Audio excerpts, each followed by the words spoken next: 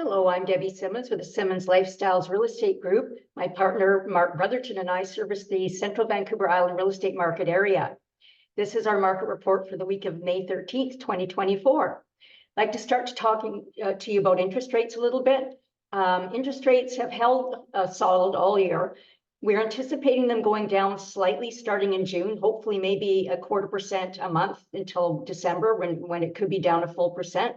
We don't know that for sure. But if that does happen, that will change the market dramatically, of course. Consumer confidence will come back to some extent, but it will tank the Canadian dollar. And you've seen what's happened to the Canadian dollar in the last month because the Americans are not decreasing their interest rates. So this is going to make us even less attractive to foreign investors or investors of any sort in Canada with such a low Canadian dollar. So anticipate that. Maybe a good time to get your money into another country and save it there for a while until this all settles out.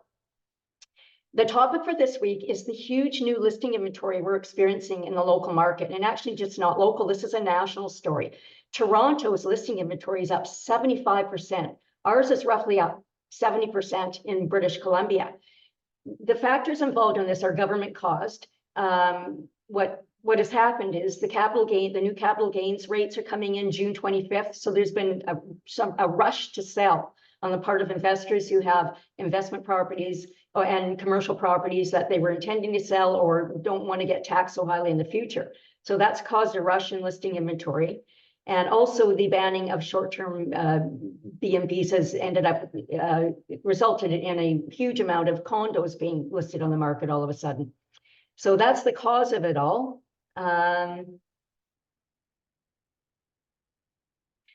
There's two new taxes that they're talking about introducing this week that I've heard.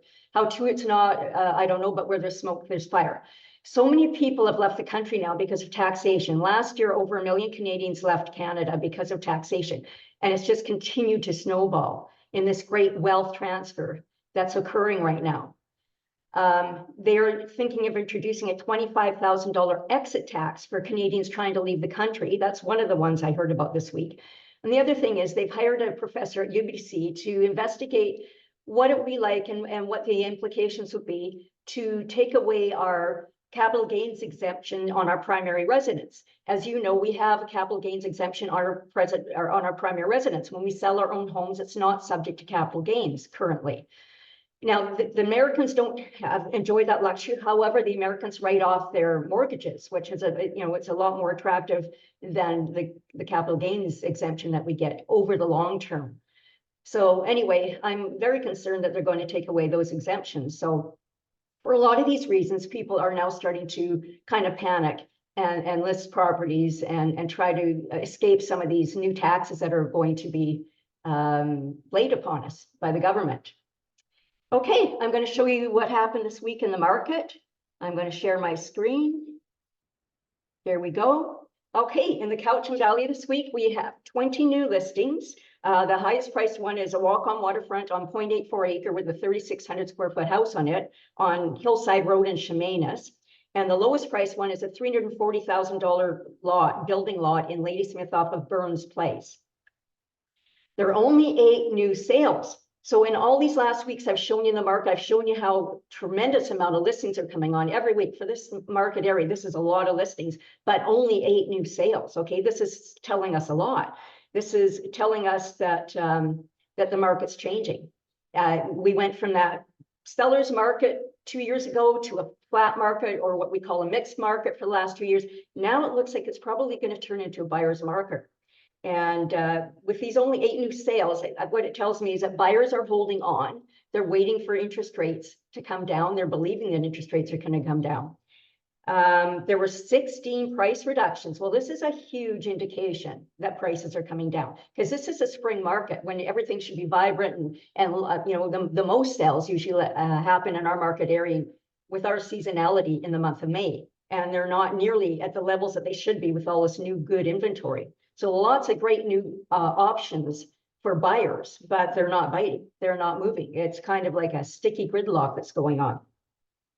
So 16 price reductions, shocking. 7 properties changed hands to their new owners this week, and there were 5 cancellations.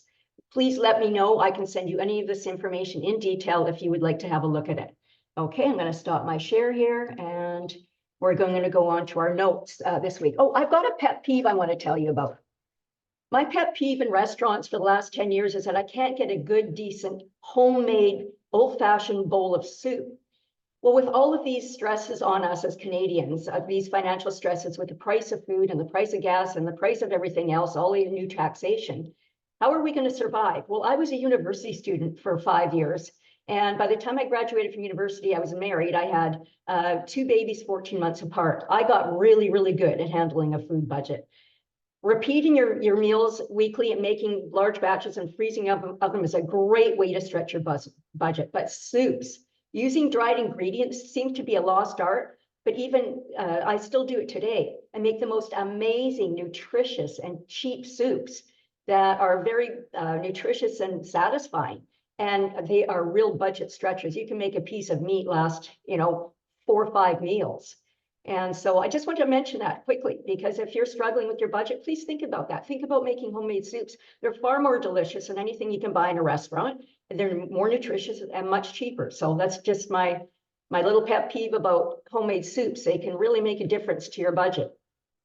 Okay, so I want to tell you about I'm going to give you a brief synopsis of my notes from Michael Campbell this week, because there's always very important things in there. Okay, so this week he's talking about the alarming GDP in Canada and how the Federal Reserve is raising red flags going, what's going to happen here? Employers aren't investing per capita in their employees, and wages are stagnant. Talked about the capital gains tax, how the least thing they could have done is indexed it so that, so that it's fair. And they should have made a consumption tax. So therefore, people who have already invested properties under one set of rules don't have the rug pulled out from under them, but rather put those consumption taxes on things that people haven't consumed yet. So they make the choice whether they're going to consume that item or not based on the taxation that's in front of them. Would have been a much fairer way for the government to go. In the last 2 years, BC's debt has gone up 10% faster than its normal pace. And this is a huge short-term change in the past 2 years. The retail sector is absolutely in the tank. People are out of money. People are out of money just trying to survive. So no one's buying, doing discretionary spending right now with the economy the way it is. The population is simply out of money. There's been a 23% increase in unemployment in the past 12 months. Yes, they just announced that there's 90,000 new jobs, but that is 50,000 of them are part-time, low-paying part-time jobs. And they've with 1.5 million immigrants every year coming into the country, that isn't a big number. It's not a significant number. It's not offsetting the unemployment that's happening. More forced industry closures based on problems created with policy. The US dollar versus the Canadian dollar and how much that's going to hurt us. They talked about that. And how our children will enjoy much less standard of living than we did. And Bill 16 is coming up in BC at the beginning of July, which is going to make things worse. It has to do with public transit and building around public transit. But the real estate analysts are saying this is going to hurt us again, not help us. And if you want to go into any of those details of everything I've just mentioned, there is a lot in there. So I would go to Michael Campbell, Money Talks, Mike's moneytalks.ca, and he spells it all out over about an hour. And it's well worth listening to. You become really informed about what's coming down in the pike at us and how we can prepare ourselves.